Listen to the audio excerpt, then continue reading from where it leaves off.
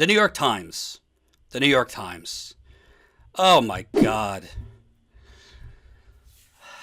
They endorse Amy Klobuchar and Elizabeth Warren. I just want to give credit. My girlfriend got it right. I thought it was going to be Joe Biden. She said it was going to be Klobuchar. Well, she got it half right. She said Klobuchar, but she couldn't have expected that they were going to do this double endorsement nonsense. So kudos to Anat for her crystal ball of this.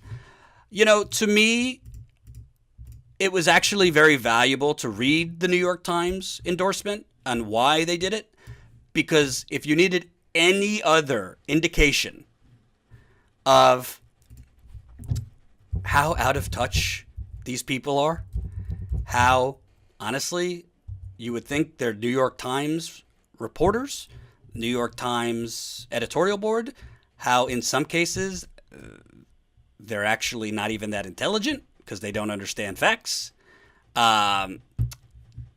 It's unbelievable. But before I get into my take, I want to remind you, look at the New York Times faces when Bernie Sanders made this point to them. Has touched a chord in 40 to 44% of the people. What about that issue? It's like Trump is a symptom of a widespread problem. Yes. So, I mean, how do you address that? What is the issue? How did Trump become president?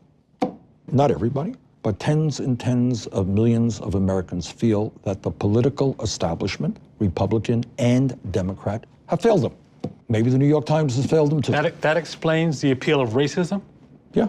People are, in many cases in this country, working longer hours for low wages. You are aware of the fact that in an unprecedented way, life expectancy is actually going down in America because of diseases of despair. People have lost hope, and they are drinking, they're doing drugs, they're committing suicide. And when that condition arises, whether it was the 1930s in Germany, then people are susceptible to the blame game, to say that it is the undocumented people in this country who are the cause of all of our problems. And if we just throw 10 million people out of the country, you're gonna have a good job, and you're gonna have good health care, and you have good education. That's all we gotta do. So all over the world, Trump didn't invent demagoguery. It's an age-old weapon, and you take a minority, and you demonize that minority, and you blame that minority, and you take the despair and the anger and the frustration that people are feeling, and you say, that's the cause of your problem. My favorite reaction was the female journalist. I don't know her name, when she said when her face was like. It just shows you how out of touch these people are. Don't get me wrong, racism is a thing. Obviously, there are Trump supporters who are racist. I've gone through this many times, but because they are this out of touch, they don't truly understand, or frankly to me, care that much about the economic misery out there in the country. And how can they? Most of those people in that room making their endorsement, which, by the way, the build up to this thing, we have to wait till 10 o'clock at night. It's an hour-long show before you give your endorsement. Don't think so highly of yourself. Not everybody is dying to know who the New York Times endorses. So I knew they weren't going to endorse Bernie, but the reasons that they give for all this is where it truly stands out. And if you ever want to have a good argument with your neoliberal aunt or somebody who's kind of a limousine liberal about why they should stop reading the New York Times, or at least not make their decisions based on the New York Times, write down what I'm about to tell you, or record or play this video for them. So the first thing that stood out to me, they say, Senator Warren is a gifted storyteller. That's true. She certainly is a gifted storyteller. She tells stories. She speaks elegantly on how the economic system is rigged against all but the wealthiest Americans, and of, quote, our chance to rewrite the rules of power in our country. In her hands, that story has the passion of a convert, a longtime Republican from Oklahoma, and a middle-class family whose work studying economic realities left her increasingly worried about the future of the country. The word rigged feels less bombastic than rooted in an informed assessment of what the nation needs to do to reassert its historical ideals like fairness, generosity, and equality. Right here, the New York Times just gave it away. Elizabeth Warren feels less bombastic. You know what that indicates to me? Elizabeth Warren is just less critical of us, of our class. And when she does criticize our class, she doesn't wave her arms around. She doesn't yell. She's not angry. She does it in an academic way, in a succinct, proper way that we could discuss over Chardonnay. That is exactly what the New York Times writers are saying right there. It's not that Elizabeth Warren is making a more informed case on corruption, income inequality. I'd argue Bernie Sanders is more informed on this topic than anyone in the Democratic race, or anyone in the country for that matter. It's just that it feels less bombastic coming from Elizabeth Warren. So, to me, that's what they're telling you. They're telling you she's less critical of us.